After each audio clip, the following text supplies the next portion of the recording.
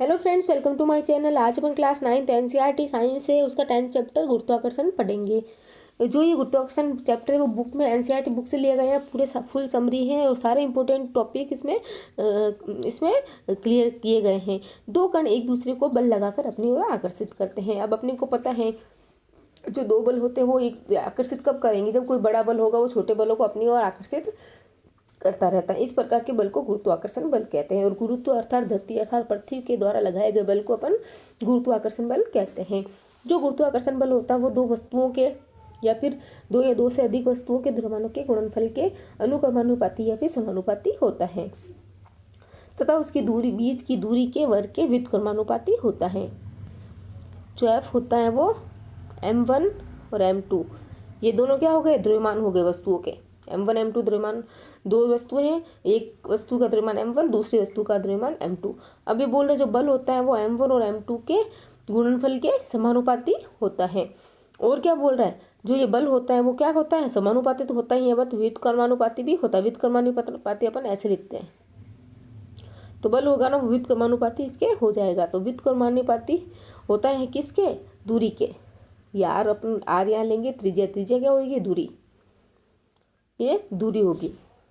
जो भी वस्तु ये m1 और m2 है, इनके जो कि बीच की दूरी होगी उस दूरी के व्युत्क्रमानुपाती होते हैं। अर्थात जितनी दूरी अधिक होगी गुरुत्वाकर्षण बल उतना ही कम होगा, और जितनी दूरी कम होगी गुरुत्वाकर्षण बल ज़्यादा होगा। और जिन वस्तुओं के द्रव्यमानों का गुणनफल ज़्यादा होगा उसका बल भी ज़्यादा होगा। और क्योंकि ये समानुपाती, ये अनुक्रमानुपाती है वस्तु के द्रव्यमानों के, तो और द्रव्यमान कम होगा तो बल भी कम उस पर लगेगा। बट दूरी के ये व्युत्क्रमानुपाती होता है।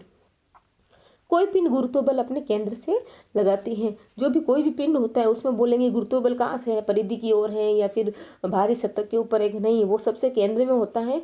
वही गुरुत्व बल जो होता है कोई भी पिंड के केंद्र से बल लगाता है और उस केंद्र की ओर से ही कार्य करता है। जब कोई भी वस्तु पृथ्वी की तरफ गिरती है तो हम कहते हैं कि वस्तु मुक्त पतन में होती है। हाँ, अपने को पता है, कोई अपने ऊपर से कुछ चीज़ फेंक रहे हैं, ऐसे जैसे बॉल फेंक दिया, पत्थर फेंक दिया, वो अपने आप नीचे आ रहे हैं, अपन ने कोई बल नहीं लगाया फेंकने के लिए, जस्ट वो गिरी है। और जो भी ऊपर से नीचे गिरता है तो उसको बोलते हैं मुक्त पतन। मुक्त पतन में गिरते हुए पिंड के गुरुत्व बल के कारण उत्पन्न त्वरण को गुरुत्वीय त्वरण कहते हैं। अगर कोई वस्तु मुक्त पतन में अर्थात ऊपर से नीचे गिर रही है तो वो वस्तु गुरुत्वीय त्वरण उत्पन्न करती है। क्यों? क्योंकि जो भी गुरुत्व अर्थात पृथ्वी के द्वारा आकर्षित हो रही है वो ऊपर से नीचे कौन खींच रहा है, गुरुत्वाकर्षण बल उसको खींच रहा है, इसीलिए गुरुत्वीय त्वरण उस पर कार्य करता है। द्रव्यमान वस्तु में उपस्थित कुल पदार्थ की उसमें मात्रा होती है। जो भी द्रव्यमान होती है वो क्या होता है, द्रव्यमान और भार। हाँ, वो द्रव्यमान वस्तु में उपस्थित कुल पदार्थ की मात्रा होती है। अब देखो, द्रव्यमान और भार में अंतर ये होता है कि जो भार होता है उसमें 9.8 जो त्वरण होता है मीटर पर सेकंड स्क्वायर, वो उसको काउंट करते हैं। और जो द्रव्यमान होता है वो तो सबका होता ही है। द्रव्यमान कहीं पे भी हो, पूरी पृथ्वी या आकाश पर कहीं पे भी ले जाओ, उस वस्तु का द्रव्यमान निश्चित रहता है। भार जो होता है उसमें 9.8 से गुणा कर लेते हैं। तो अगर कोई द्रव्यमान है, उस द्रव्यमान जैसे कि 5 किलो को 9.8 से अपन मल्टीप्लाई कर लेंगे, तो 9.8 मीटर पर सेकंड स्क्वायर से मल्टीप्लाई कर लेंगे तो वो भार में चेंज हो जाता है। जो द्रव्यमान होती है वो जड़त्व की माप होती है। जड़त्व क्या होता है अपने को पता है कि कोई भी, जो अपन ने लास्ट में पढ़ा था वो, कि जो जड़त्व होती है वो द्रव्यमान में उपस्थित कुल पदार्थ की मात्रा होती है। द्रव्यमान वस्तु में उपस्थित कुल पदार्थ की मात्रा होती है, यह वस्तु के जड़त्व की माप होती है। अगर बोले कि इस वस्तु का जड़त्व कितना है तो जड़त्व उसका द्रव्यमान ही उसका जड़त्व कहलाता है, कि ये कितना जड़त्व लगा रही है, तो जितना उसका द्रव्यमान होता है वो उतना उसका जड़त्व होता है। और अपने को पता है जड़त्व जो भी अपोजिट डायरेक्शन में या फिर अपने जगह का विरोध करने का गुण ही जड़त्व कहलाता है। अपने जगह पे ही स्थायी टिका रहना चाहती है वस्तु। भार किसी वस्तु पर लगने वाला वह बल है जिससे पृथ्वी किसी वस्तु को अपने केंद्र की ओर खींचती है। द्रव में रखे किसी, जो भी पृथ्वी का अगर भार आगे पृथ्वी पे कितना भार है तो अपन 9.8 से मल्टीप्लाई कर देंगे। अगर भार का नाम कहीं पे भी आ गया तो 9.8 से मल्टीप्लाई करना है द्रव्यमान को। जी समानुपातिक रूप से स्थिर रहता है और ब्रह्मांड के सभी स्थानों पर इसका मान समान रहता है, अर्थात ये कांस्टेंट रहता है। इसीलिए इसे सार्वत्रिक गुरुत्व स्थिरांक कहते हैं। इसका मान क्या होता है 6.67 into 10⁻11 newton metre square by kilogram square. इसका ऐसा ही मात्रक न्यूटन मीटर स्क्वायर और kilogram square newton metre square पर किलोग्राम स्क्वायर होता है। गुरुत्वीय त्वरण का मान 9.8 मीटर पर सेकेंड स्क्वायर होता है।